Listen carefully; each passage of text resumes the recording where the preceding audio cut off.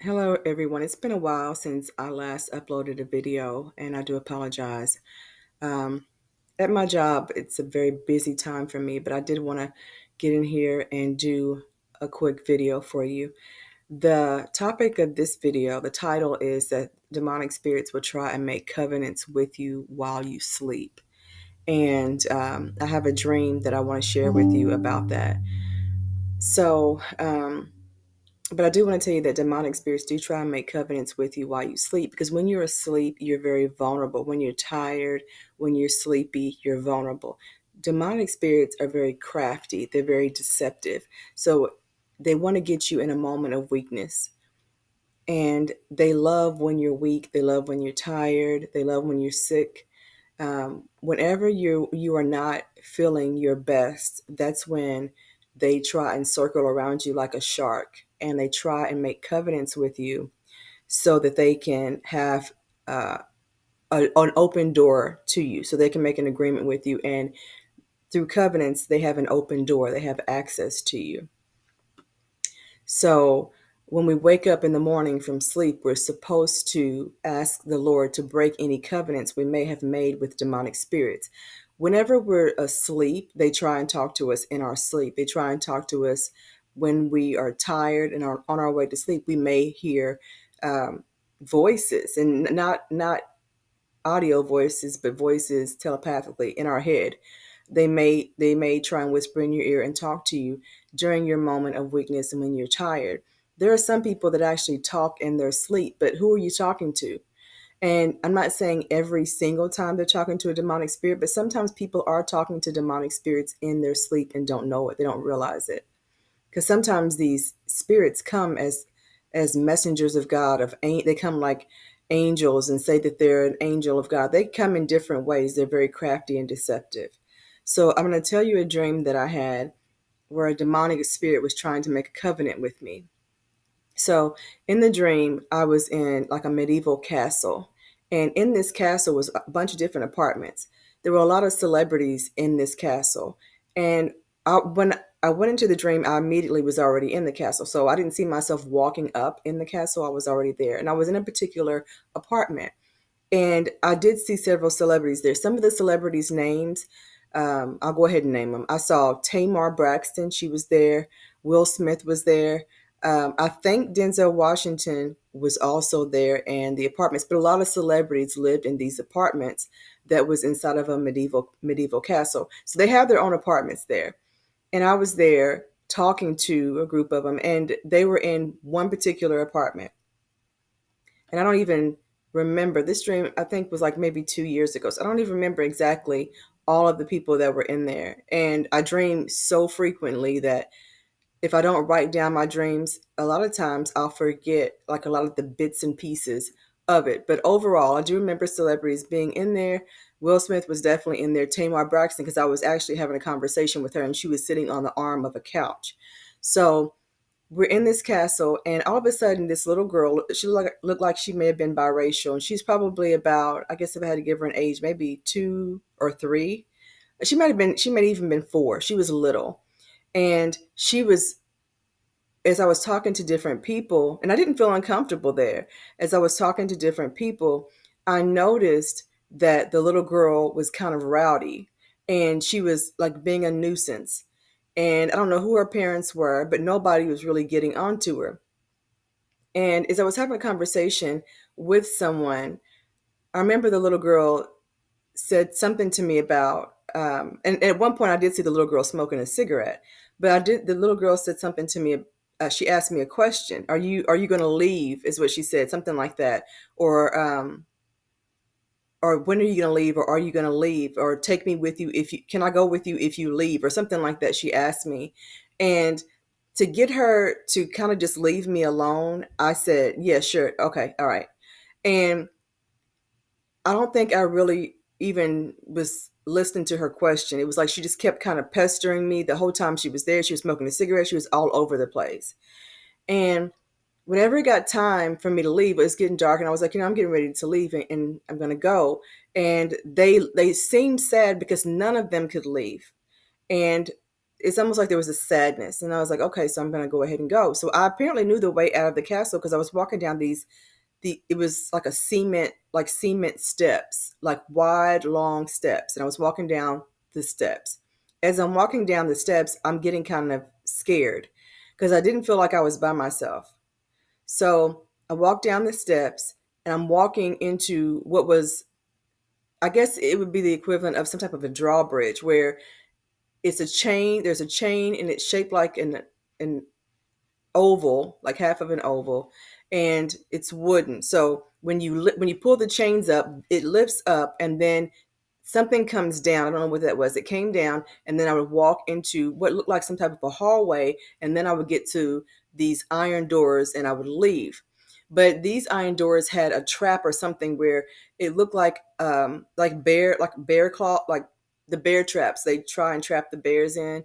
It looked like that, like the it comes down, it clasps down with these sharp edges. So when you go through the double doors, the iron doors, the big iron doors, it's all oval. When you go through the iron doors, there was like a claw thing that would come down, that it could come down on you and trap you as you're leaving, like the second part. If you're going through the hallway, I'm sorry, it sounds confusing, but so anyway, I was going down the stairs and I'm getting ready to make a left and go around to where the first oval is, where the drawbridge thing comes down. So I'm leaving out and I know that there's something following me, and it's making me very, very afraid. I was fearful.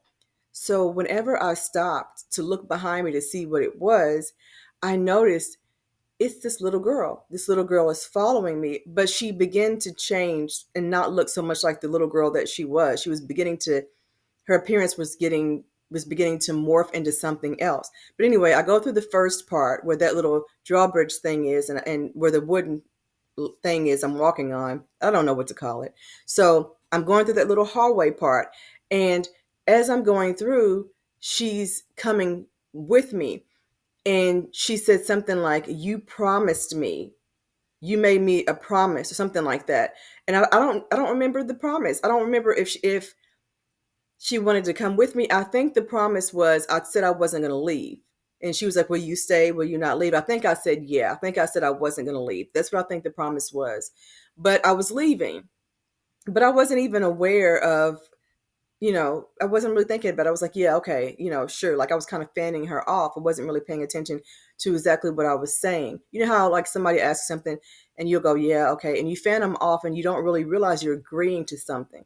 So I thought, oh, she's talking about something that I agreed to. And I knew that I had agreed to something.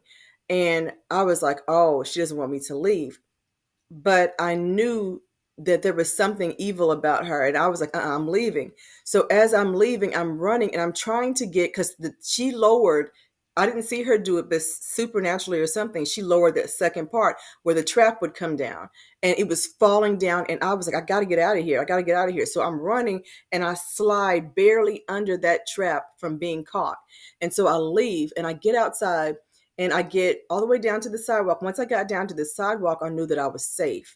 When I turned around and looked back, I saw how huge this castle was. It was a scary old medieval looking castle. And I thought to myself, "Ooh, I got away." Well, whenever I left, I went to my apartment. I got home, I was safe, but there was something inside of me saying, I need to deal with her. I need to go back and I need to deal with her. So I do. I go back, and I believe I don't know if it was the next day. I don't know when I went back. I'm pretty sure it was pretty soon after. All I know is when I agreed to go back, I'm standing back outside where that sidewalk was. And I said to myself, this girl speaks a different language. I need to speak to her. I need to call her out of this castle in her language. I needed to get her to the sidewalk because I didn't want to go back in the castle because I was afraid that I'd have to stay in there. So I said, I'm telling myself, I need to get her out here to the sidewalk. So I began to call her, and I don't know what was going on in the dream, but I began to call her in this weird language. It wasn't even a language. It was like I'm calling her in like it was like it was like this weird language, and I'm calling her out to come to me. because we're going to settle this. And I didn't understand what was happening spiritually until I woke up. But I know that I called her to come out. Whenever she and I saw the window, the curtain moved and she was up pretty high up in the castle. She opened up the window, the curtain to the window, and I see her standing there. But she didn't look anything like she looked when I was in that castle before. So when she opens the window, the curtain to the window, she looks out and she sees me. She comes down, and I could hear her stumping down the stairs.